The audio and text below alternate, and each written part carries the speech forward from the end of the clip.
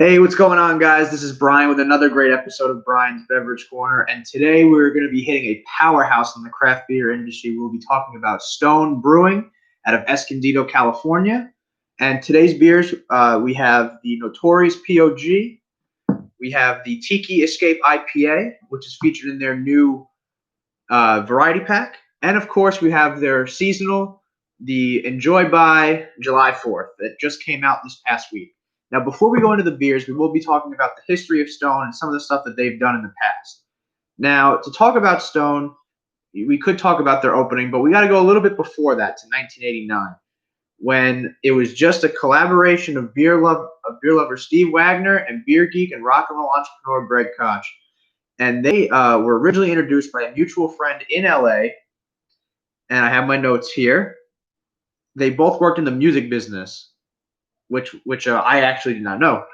And unfortunately, this encounter was short-lived, as they, didn't run each other again after working together for a couple years, where they actually wound up meeting each other again in a almost like a beer enthusiasm-driven fate. They took a class at UC Davis titled "A Sensory Evaluation of Beer." So they basically took a beer class together and realized, like, I think I know you. I think I know you too. And they actually and basically realized that they worked together, knew each other, and their friendship built into after the class. After the class, they kept in touch. They kept talking about beers and all, and their knowledge, and they're sharing their each other's knowledge, and eventually decided that they wanted to take a crack at the beer industry. And finally, throughout in 1996, they started putting the pieces of the puzzle together, trying to build the industry from the ground up, what would have become their empire. And it wasn't until July 26th, 1996, where they finally first cut the ribbon to their original HQ, which is in San Marcos, California. I know all the bottles say Escondido, but that is not where they started. They started in San Marcos.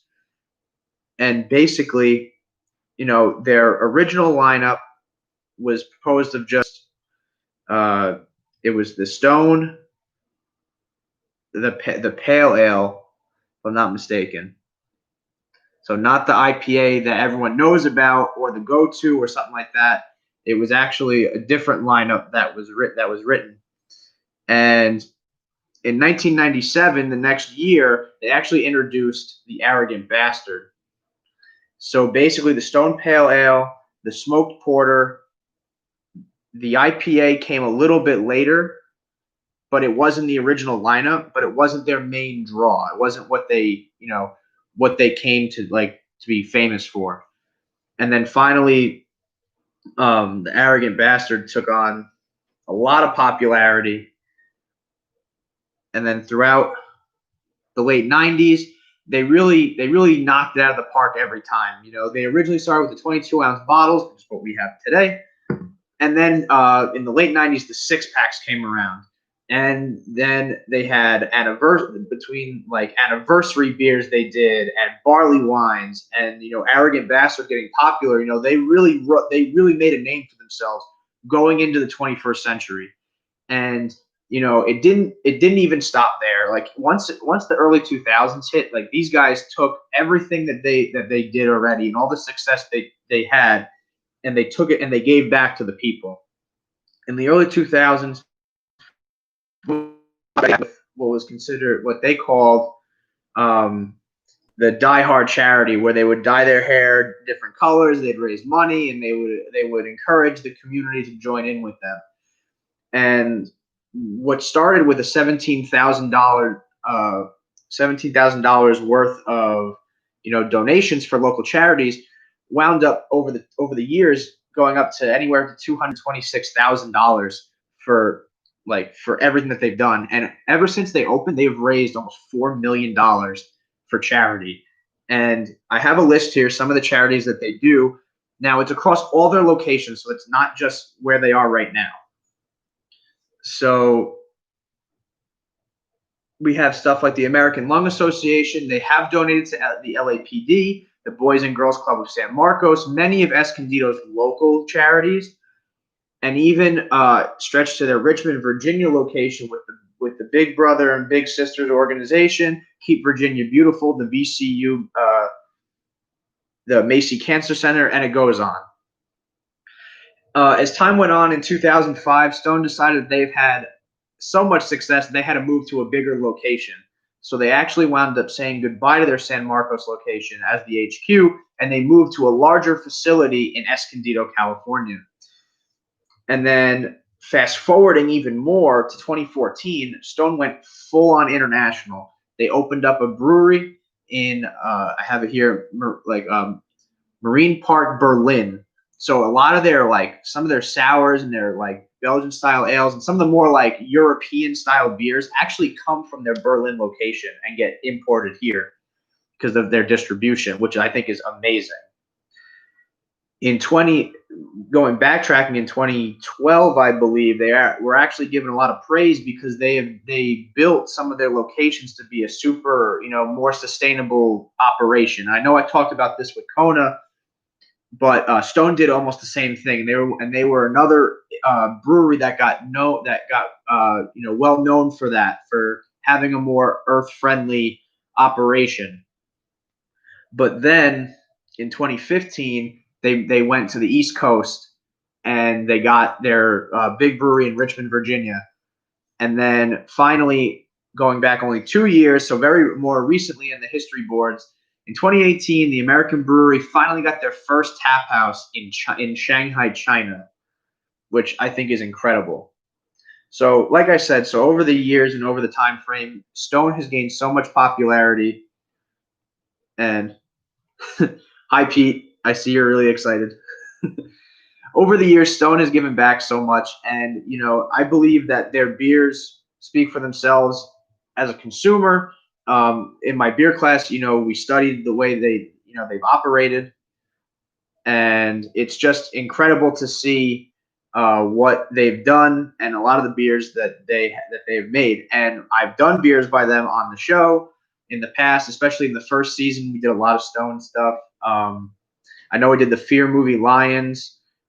I think I've done at least 2 or 3 of the Enjoy By series. I can't imagine I would miss one if I was around.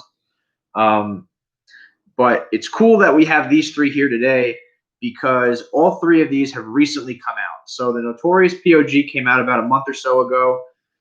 And so it's going to be cool to do this. The Tiki Escape IPA, has been the staple for their new variety pack, which you can get in stores. You can get it if you're not in New Jersey. You can get it in Walmart. You can get it at any grocery store that sells alcohol. For Jersey people, you're going to have to go to a Total Wine, a liquor store, somewhere that sells Stone products that works with them. I'm not sure if Bottle King has them. I haven't been back there in a while, and I haven't asked. But and then the Enjoy By, obviously, every quarter they come out with a new one. So this one's the unfiltered IPA. I think that's what it was last year also. I have the can from last year's in my cabinet. And I have not missed an Enjoy By except for the Halloween one of 2019 because I was not in the area, and I was in an area that didn't carry a lot of Stone products, unfortunately. So I apologize to Stone for that. I've done them wrong. But I'm trying to do them right today by showing them a little bit of love. So we're going to actually start off with the first beer, and I'm excited for this because I love sours. And this is the Notorious POG Berliner Weiss, coming in at 4.7%. Rated very highly, by the way. Beer Advocate rated at a 4.07 with a pro score of 91. So they do classify this on a higher scale, on a very high scale. So originally brewed at their Liberty Station Brewhouse in San Diego as a collaboration with the comedian Jonah Ray. It's a tribute to passion fruit, orange, and guava juice, aka POG. He grew up drinking in Hawaii. So Berliner Weiss, like I said, is a German-style sour and is loaded with a lot of fresh and tropical fruit flavor. So basically, I'm excited to see how this comes out. So I'm going to pour this right in front of the screen here. So I should get a lot of. Oh, it smells beautiful. So I can smell. It smells tart to begin with. but I can smell the fruit in it already, and it looks great. I didn't pour a lot, but let's see if I can give it the justice it deserves here on the camera. And I like it. So, like I said, tropical fruit notes. I definitely smell that like zesty, like tropical fruitness, and I'm hoping that the tartness doesn't overtake the fruit, but we're gonna check it out.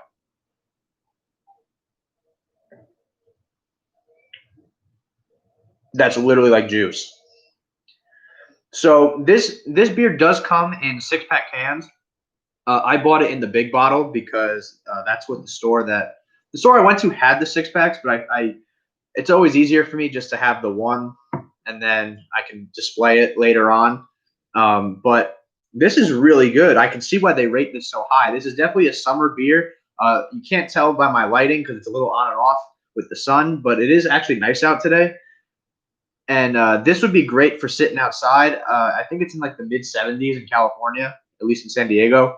So I could definitely sit outside, enjoy the view, and like just sit and drink this all day.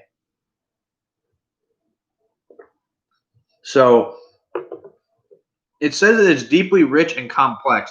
I completely agree with that. There's a lot going on in this beer. But I will say it is super, super tasty. I will be finishing this after the show. And like I said, it's only 4.7%.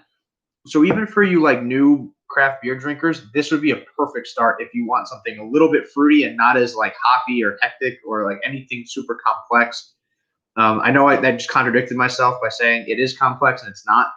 But what I mean by that is there is a lot going on with flavor. There's a lot going on with the fruit in it, but not complex to the point where you're going to be tasting 3 to 4 different hops. The IBUs are off the chart, so you're going to get an extra bitterness to it like an ESB would be.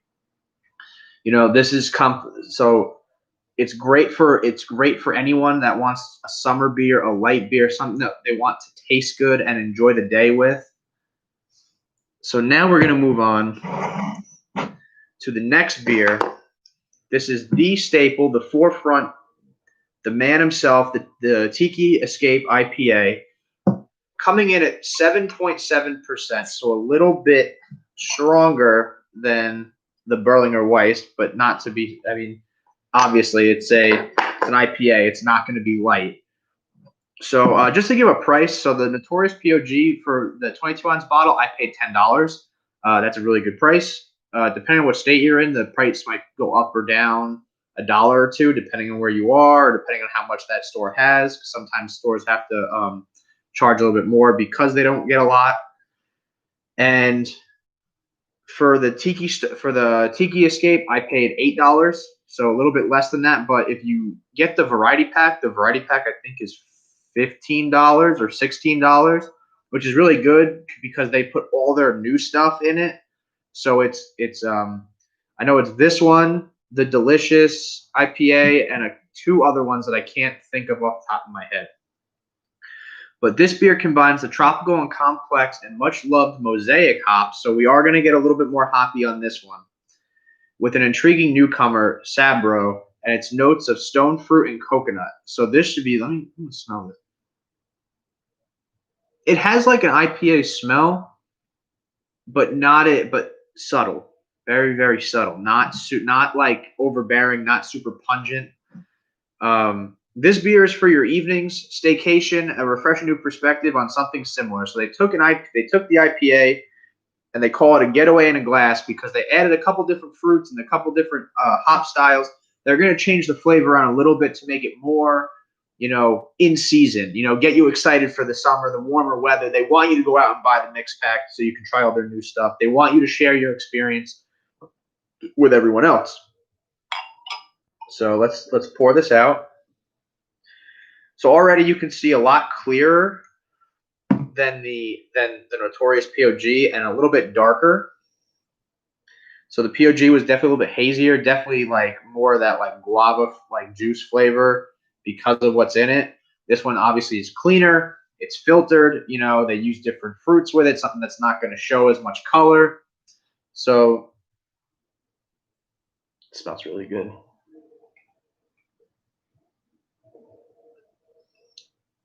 Ooh, that's interesting.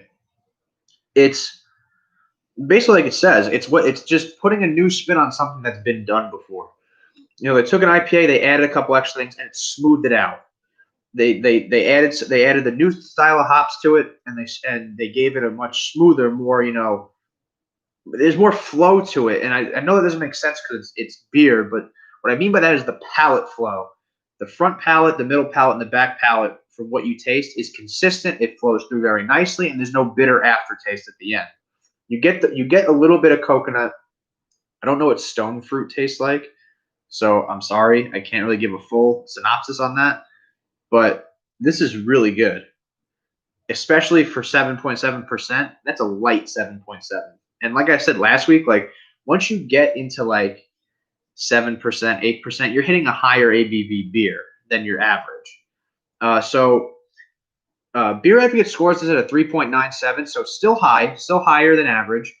But the Pro score is 88, so not as good as the notorious POG, but that's probably because this beer is going to have a more limited market than the POG, because anyone can pick up a POG and try it, and they're not going to be overwhelmed by the hoppiness or anything like that. Whereas this, some people may not like this style. I do, and I feel like with the tropical fruits, I would even advise more people to go out and try it out, because if you're not an IPA drinker, or if you're just starting to be an IPA drinker and you're not kind of sure where you fall on the line, this would be a great beer to explore, because of the fact that you can enjoy the fruit the more fruity flavors of it, and the more juiciness to an IPA, as opposed to people that are hop fiends and only want that hoppiness beer in their life. So now we're going to what is always yanked off the shelf right away, because people want this so bad that, and I didn't even know this came out when I bought it. I just happened to be in the grocery store on a day that wasn't my shopping day. I saw it on the shelf and I bought it immediately because I didn't want to wait on it. So this is the Enjoy By 7/4/20. So this is the July 4th one. And the label always changes, so depending on which one it is. This comes in at 9.4%, so this is a heavy hitter beer. Also comes in 6-packs, in cans though, not bottles. The Tiki only comes in the 12-ounce bottles. I haven't seen cans for it yet. So there are scores for the Enjoy Buys. I'm gonna give it my own score today, only because Beer Advocate and the Pro score, it just doesn't have one, because this just came out and no one has reviewed it yet. And the one they do have online is from like years ago, so I'm not going to go based on that. So to read a little bit about it, by skipping a step and letting the devastatingly fresh golden-hued double IPA go unfiltered, the beer takes on a hazy appearance, and its peach and tropical fruit hop aroma are intensified. So thought it may sound like it, this misstep was no misstep. Like the other IPAs in this series, this version is brewed specifically not to last. That is right, they are not brewed to last. You are supposed to drink it by the date that's written on the bottle. You can let it go like a week if you want to, but you're going to start hitting that more not fresh taste. If you've ever opened a beer way past when it was bottled or canned, you can obviously taste a difference from one that has been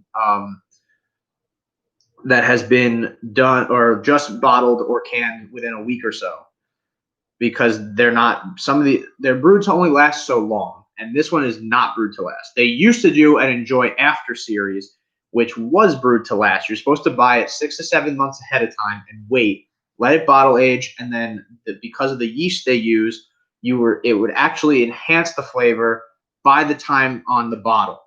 Now, the Enjoy By series has been super popular. They used to have them for every holiday. So it used to start with New Year's, and then every month they had a different one. So it was 1/1, 2/14, 3/17 for St. Patty's Day. It was 4/20. I think the May one was Mother's Day. It was either Mother's Day or Memorial Day. June was Father's Day. Then they had 4th of July.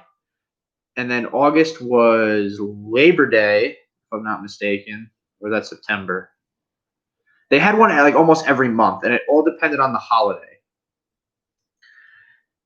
but that shortly, like the ones in between, kind of lost their popularity. I know the Valentine's Day one, the label would be red. It would always be a chocolate stout with something added extra every year. But like I said, it didn't gain popularity. The four that were super popular, because probably people bought them the most, was July 4th, 420 because of the style, Halloween, which is 1031, and New Year's, obviously, for the celebration. They always do a brute style IPA. It's always champagne styled. So let's pour this out and give it a go. I have yet to find an Enjoy By I haven't liked.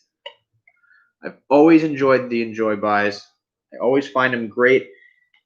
As for haze, I mean, I see it in the camera, but looking at it head on, I mean, it's yeah, now I kind of see it. It's clearer than I thought it was going to be. Now the pot, like the POG, came out super hazy. This came out in the middle, whereas the Tiki came out actually a little bit clearer. So 9.4%. I'm going to score it out of 5, and I'm going to score it out of 100. And hopefully they correlate, but we'll see. We'll see what I can do.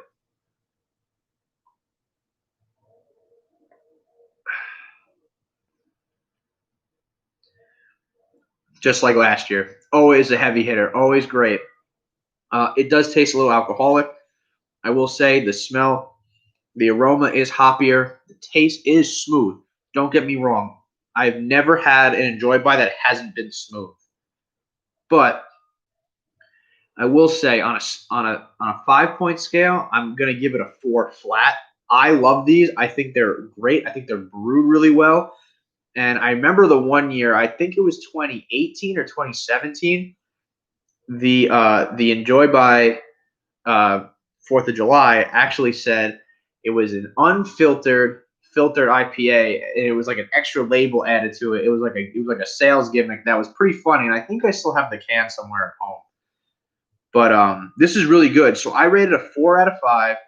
I think it's a way better than average. There's always room for improvement, so I don't want to give it too close to a 5. So I want to stick with a 4, and then I'm going to give it a 90 flat or an 89, 90 out of 100, because I do believe this is a really well done, very well crafted beer, and it is, and it is for people more like linked to IPAs, people that like these a little bit better.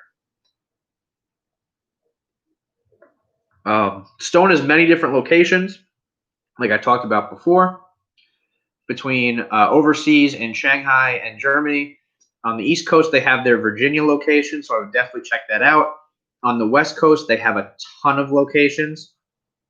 I believe they still have San Marcos.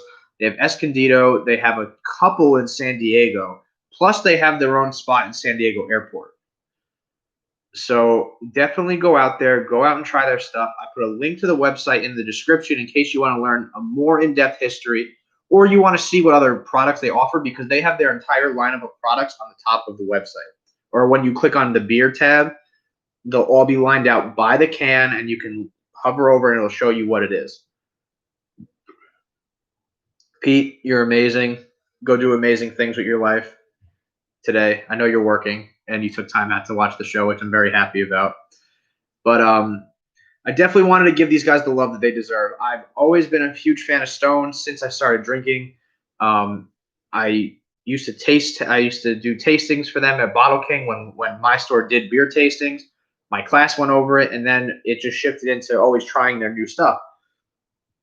I've had almost all their regular stuff. I think like there's only 1 or 2 like original series beers I haven't had, but I do love their beers a lot.